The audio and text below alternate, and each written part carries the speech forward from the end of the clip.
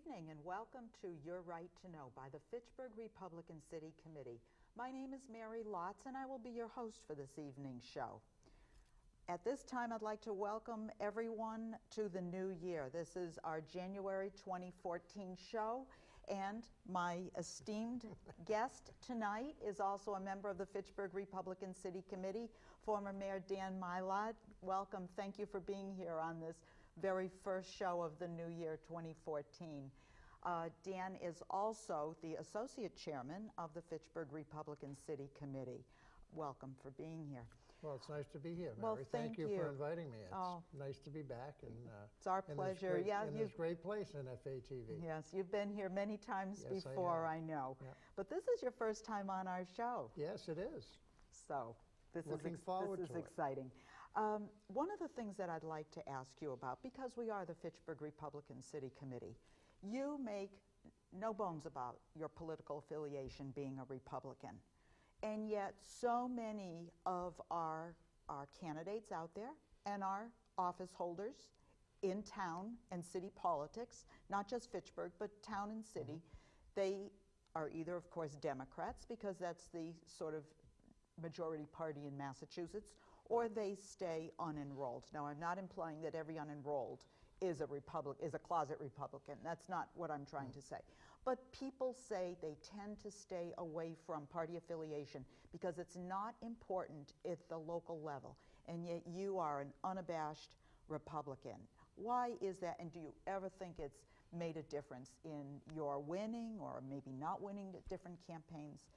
Well, as you say, it has no bearing on elections at a local level because we're nonpartisan. Sure.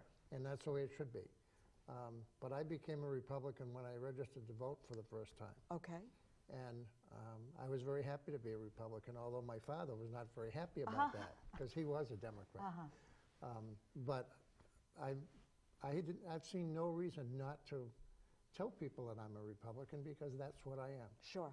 And I believe in the tenets and policies that the Republicans put forward. Although I certainly don't always agree with everything that is said, but that's the way it's supposed to be. Sure. But it hasn't affected me. I have been able to work with Democrats and Republicans alike and independents. I guess it's called unenrolled these days, but we always said independents. Sure. And that's what politics is supposed to be about, is our ability to work with each other to make things happen. And I think I was very successful over the many, many years that I've been involved in local politics. And you were not only mayor, but you were also on the city council for a number of years. I was on the city council for 14 years. I was on the school committee for 2 years. Okay. And then, of course, I was the mayor for 6 years. Okay. So I've spent a fair number of years involved at that level, but I've also served on committees, and I was on the License Commission for a few years, way, way back, long time ago. So I've been involved in it, and I got to know many, many of the Democratic people and found out that we could work together, and we did. Maybe we need to send you to Washington, D.C. and have you help them out there, give them a few hints. Well, they need a few hints, I tell you. I think yes. so. Not only, of course, were you mayor and sat on all of these, the city council and all these different boards and things that you just outlined, but you also worked for a number of years in downtown Fitchburg. So you really have a sense of Fitchburg as a community and where we were at one time and where people sort of look aghast now and say where Fitchburg has gone. And a few months ago, Your Right to Know interviewed both Councilor at Large Dean Tran and Councilor at Large Marcus DiNatale. And one of the things we talked about in that show was the main things that are impacting Fitchburg in a negative way. One of the things we talked about was perception, public perception of Fitchburg, who we are, what we are, and economic development and public safety. So I'd like to kind of look at those three things. So from a public perception aspect, people on the outside oftentimes look at Fitchburg, they compare us to Leominster, and in comparison they say Fitchburg is unsafe, it's oftentimes poverty-stricken, There's no industry. Industry is moving out. Just recently, a couple of weeks ago, it was announced that Fitchburg had the third lowest housing resale rates behind Springfield and, well, next to Springfield and Holyoke. Some people look at that as a good sign. Some people who may own real estate here say that's not so good.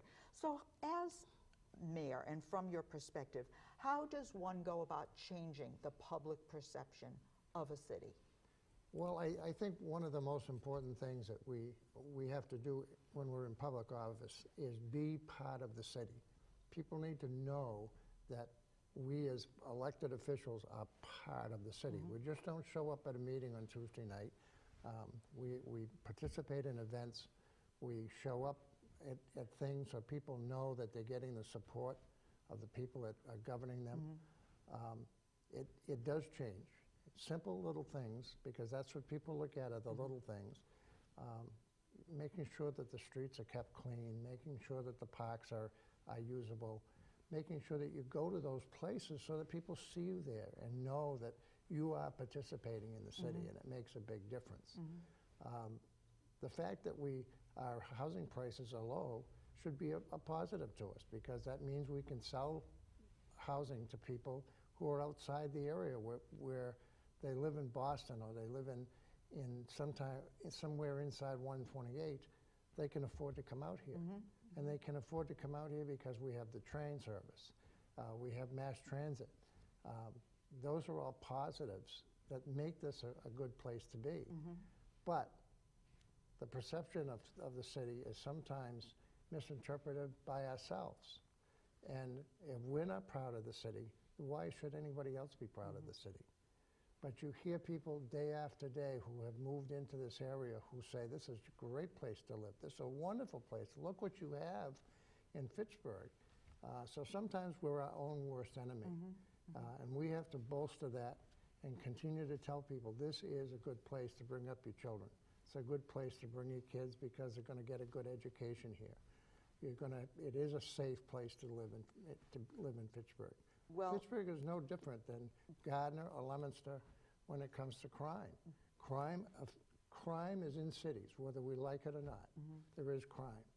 But now this past summer, Fitchburg did experience a sort of a spate of murders. I think we had 3 within a very short period of time. And of course, everybody knows there's always those, rumblings and rumors of drugs, prostitution, illegal activities on Main Street. We drive down our Main Street and we know it. It's pretty dismal looking, especially for those of us who used to come down to Main Street to shop. And there's few restaurants left. There's few stores and places to actually go and come out and have a reason to come out. So how do you revitalize downtown Main Street in a city when everybody seems to have, at one time anyway, have gone to the malls? We have a college. How can you revitalize downtown Main Street using some of the benefits, as you just pointed out, to enhance it? Well, I think that is certainly being done in many ways, but it doesn't. Fitchburg didn't end up the way it is today overnight. It's taken years for this to happen. If we're looking for downtown Fitchburg to be like it was back in the 60s, it's never going to happen. Never. Those days are gone. Downtowns don't have the same allure. But you can try to do it by focusing on the arts, which Fitchburg is doing, by trying to point out that we have things, areas that are affordable for artists to come, and which, if you notice on Main Street, that's where the growth has been. Right. It's important that we get an economic development person in here who can start to sell the city. We haven't had that for almost 10 years. And over 8 years, I guess. I actually wanted to ask you about that position because, again, Councilor Dean Tran and Councilor Marcus DiNatale last year did put forth that position of Fitchburg having an economic developer.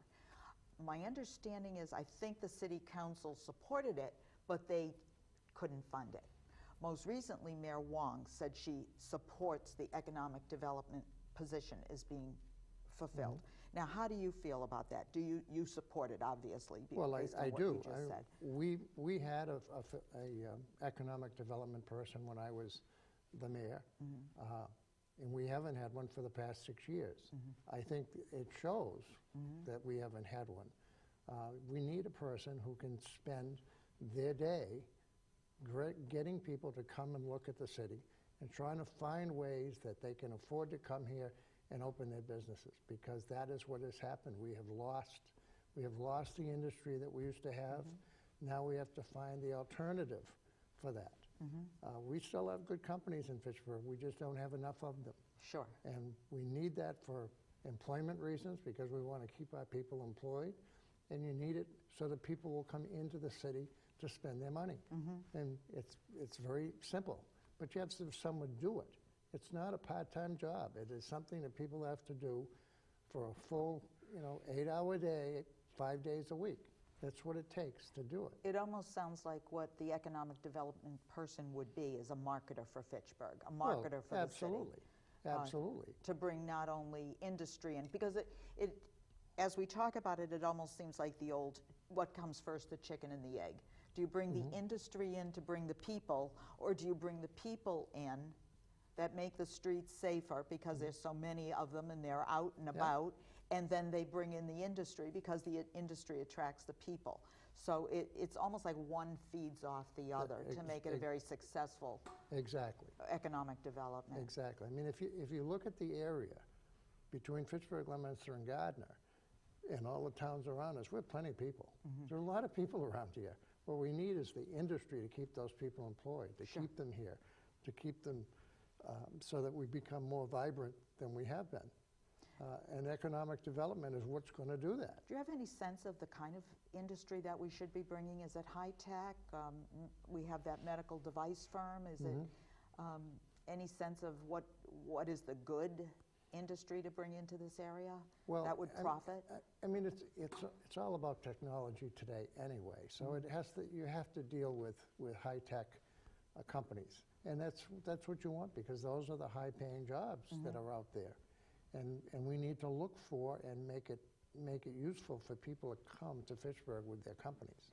Should we be doing more with the university, with Fitchburg State University, or do we do enough and it's just not talked about? Well, I think we do a lot of things with the university. President Antonucci and I have been friends ever since he came to Fitchburg, and I think that he has done a great job in bringing the college down to the center of town.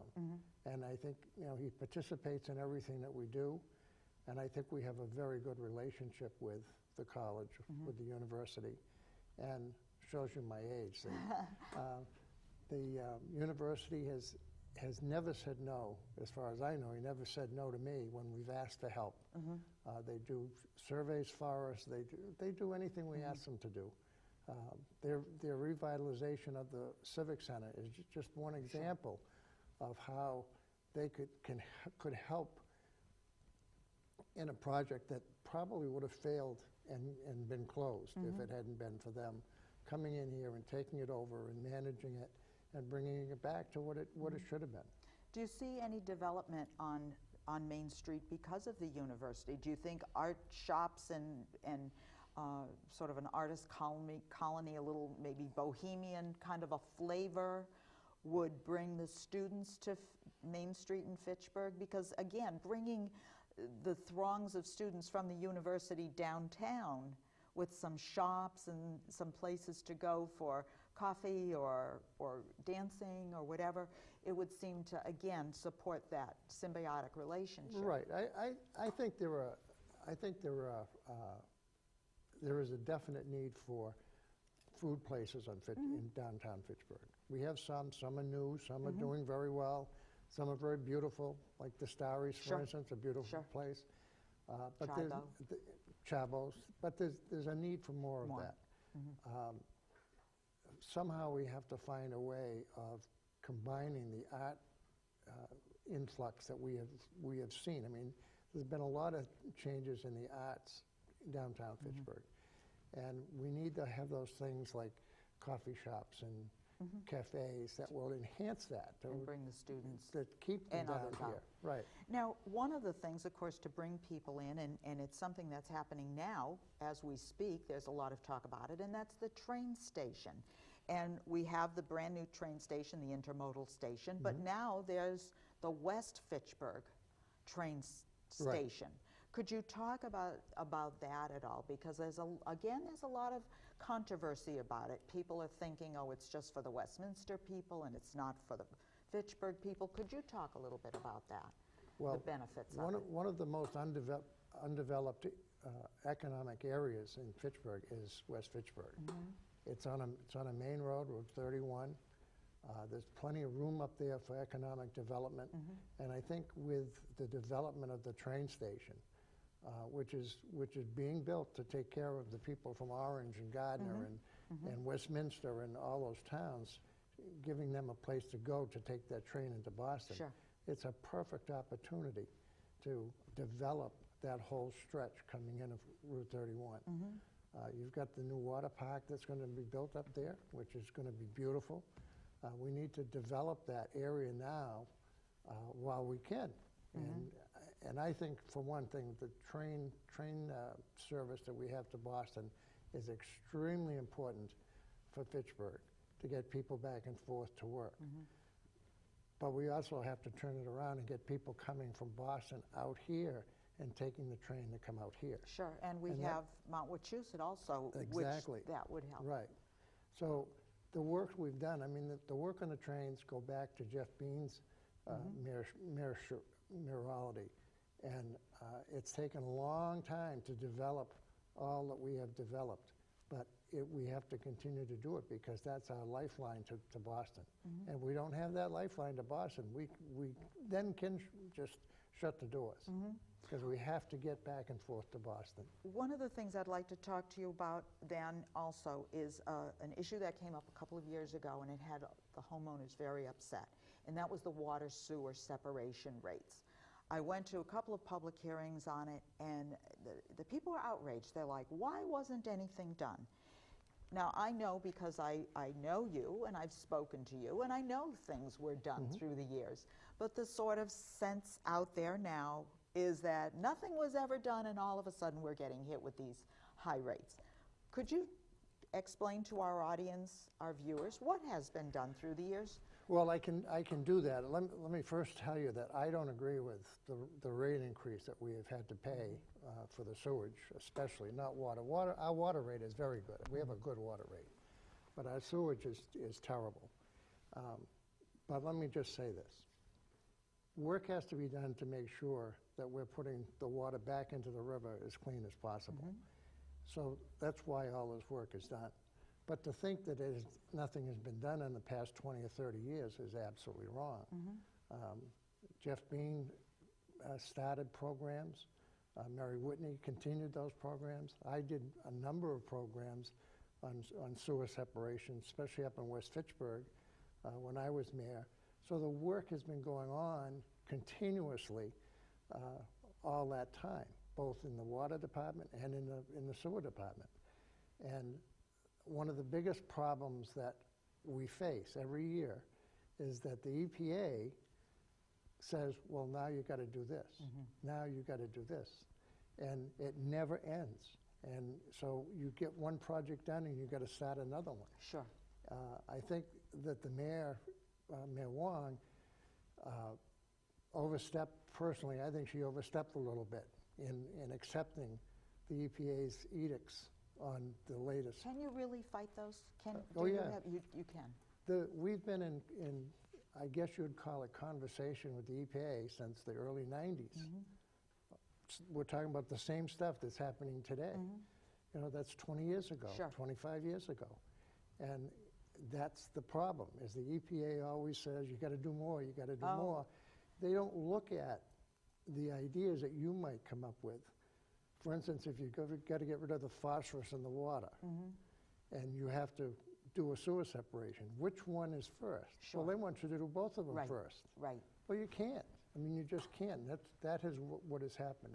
It has burdened the population in Fitchburg tremendously. It has. Now, that does a couple of things. Number one, it discourages people in their homes because they're paying they're paying the big bucks.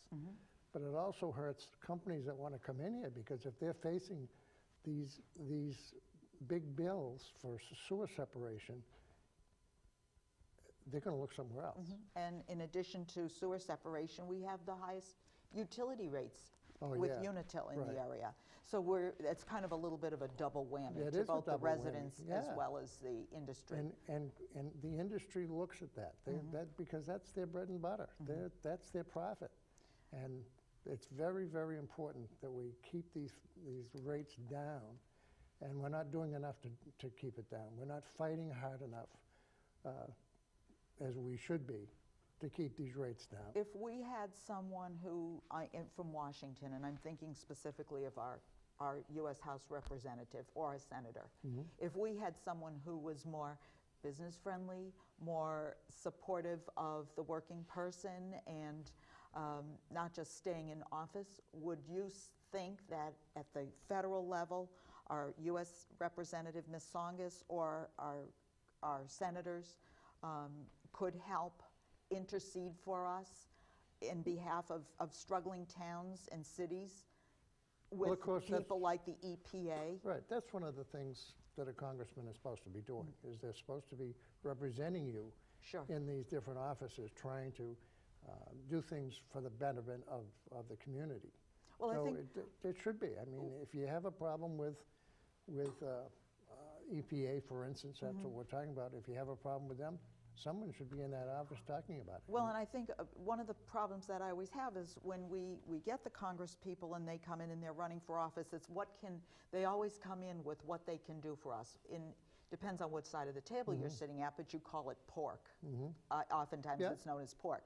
It's not pork for me because I'm in Fitchburg, and if they want to give me something in Fitchburg, it's not pork.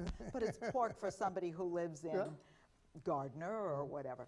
So anyway, one of the things I think that maybe because we have budgetary problems even in Washington, D.C., we ought to be looking at our congressional representatives to start saying what they can do to help us with, not just give us, but help us in reduction. You're exactly right. Of some things. You're exactly right. They need to represent us in the offices that we can't get to. Sure. And that's what they should be there for. If we're having problems with the EPA, for instance, we need them to go and fight that battle for us. Sure, sure.